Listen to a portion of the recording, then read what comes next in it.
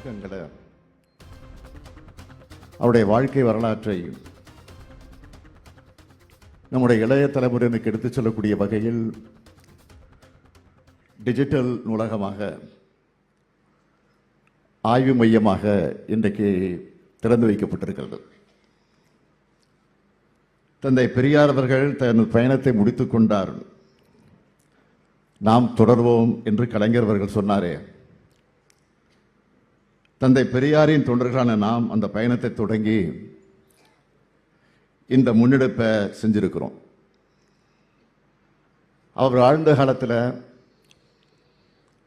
அவர் பேசின முற்போக்கு கருத்துக்களுக்காக, மானுட சமுதாயத்தோட விடுதலைக்கான கருத்துக்களுக்காக பழமைவாதிகளிடமிருந்து, பிற்போக்குகளிடமிருந்து கடுமையான எதிர்ப்பை அவர் சந்தித்தார். ஊருக்கு வரக்கூடிய தடை,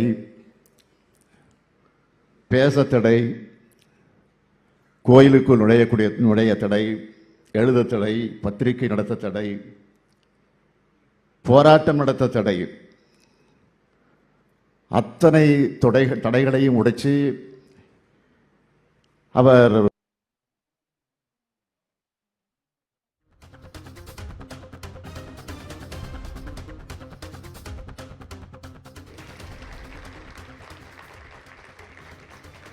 அதனால் தந்தை பெரியார் அவர்கள் மறைந்த 50 ஆண்டுகளுக்கு பிறகும் இன்றைக்கு அவரை பேசிக் கொண்டிருக்கிறோம், அவரை பற்றி புகழ்ந்து கொண்டிருக்கிறோம், அவருடைய வரலாற்றை எடுத்து சொல்லிக் கொண்டிருக்கிறோம். அவரை இன்றைக்கு நினைவுபடுத்தி அந்த உணர்வுகளை இன்றைக்கு நாம் வெளிப்படுத்தி கொண்டிருக்கிறோம். இதுதான் தந்தை பெரியாருடைய தனித்தன்மை.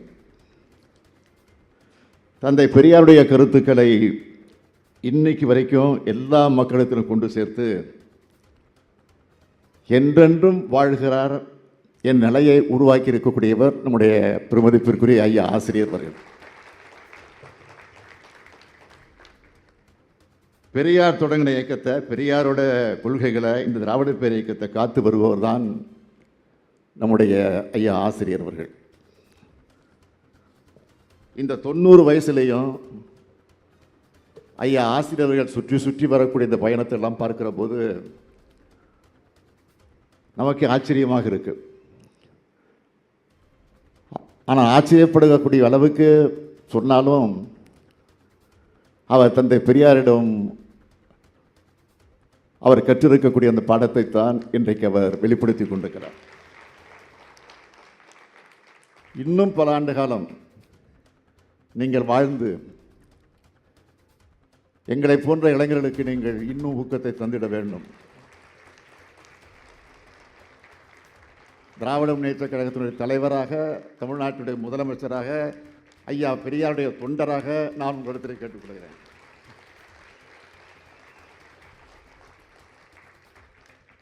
பெரியாரின் தொண்டராக நான் வாழ்த்துகிறேன். பெரியாரின் மண்ட சிறப்பை உலகம் தொழுன்னு புரட்சி கவிஞர் பாவேந்தர் பாரதிதாசன் பாடினார். இன்னைக்கு தந்தை பெரியாரை உலகமயமாக்கி உலகத்துடைய பொது சொத்தாக கொண்டு சேர்த்திருக்கிறோம். இந்த நூலகத்தை சிறப்புற உருவாக்கி தந்திருக்கக்கூடிய ஆசிரியர் அவர்களுக்கும், தம்பி அன்புராஜ் அவர்களுக்கும் நான் இந்த நேரத்தினுடைய வாழ்த்துக்களையும் பாராட்டுக்களையும் தெரிவித்துக் கொள்கிறேன். நினைச்சு பார்க்கிறேன், ஐயா வர்றபோது சொன்னார், 1974ஆம் ஆண்டு நம்முடைய முத்தமிழறிஞர் கலைஞர் அவர்கள் முதலமைச்சராக இருந்தபோது இதே திடலுக்கு வந்து பகுத்தறிவு நூலகம் மற்றும் ஆய்வு மையத்தை அன்றைக்கு திறந்து வைத்திருக்கிறார் முதலமைச்சராக. அதுக்கு பெரியாற்றில் உருவாக்கப்பட்டிருக்கக்கூடிய இந்த டிஜிட்டல் நூலகம் எல்லா வகையிலும் பயன்படக்கூடிய வகையில்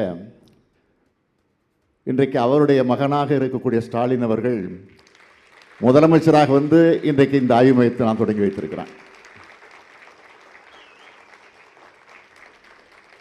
எப்பவும் பயனுள்ள பணிகளை பார்த்து செய்யக்கூடியவர் நம்முடைய ஆசிரியர் அவர்கள். எனவே திராவிட கழக தோழர்களையும் இதுக்கு உறுதுணையாக இருந்த அத்தனை பேரையும் இந்த நேரத்தில் நான் மனதார வாழ்த்துகிறேன், பாராட்டுகிறேன். நம்முடைய பகுத்தறிவு புகழ் தந்தை பெரியார் அவர்களுக்கு எனது இனமான வணக்கத்தை இந்த நேரத்தில் செலுத்துகிறேன். ஐயா குறிப்பிட்டு சொன்னார், அண்மையில் கேரள மாநிலத்தில் இருக்கக்கூடிய வைக்கம் போராட்டத்தை நினைவுபடுத்தி வைக்கம் வீரராக வலம் வந்த தந்தை பெரியாருக்கு அங்கு புதிய மாளிகையும் கம்பீரமான சிலையும் இளைய சமுதாயம் பயன்படக்கூடிய வகையில் ஒரு பெரிய நூலகமும் திறந்து வைக்கப்பட்டு வைக்கும் விழாவை சிறப்பாக நடத்தினோம். அப்பொழுது நான் உணர்ந்தது என்னவென்று கேட்டால், ஐயா ஆசிரியர்கள் அப்படியே மெய்மறந்து அந்த நிகழ்ச்சிக்கு வந்தார். வந்தது மட்டுமல்ல, என்னை மனதார பாராட்டினார், வாழ்த்தினார். இன்னும் நீங்கள் என்னை பாராட்ட வேண்டும், வாழ்த்த வேண்டும், அதற்காக நான் காத்திருக்கிறேன் என்பதை மாத்திரம் நேரத்தில் எடுத்து சொல்லி, ஐயா புகழ் வாழ்க வாழ்க வாழ்க என்று தெரிவித்து என் உரையை நிறைவு செய்கிறேன். நன்றி, வணக்கம்.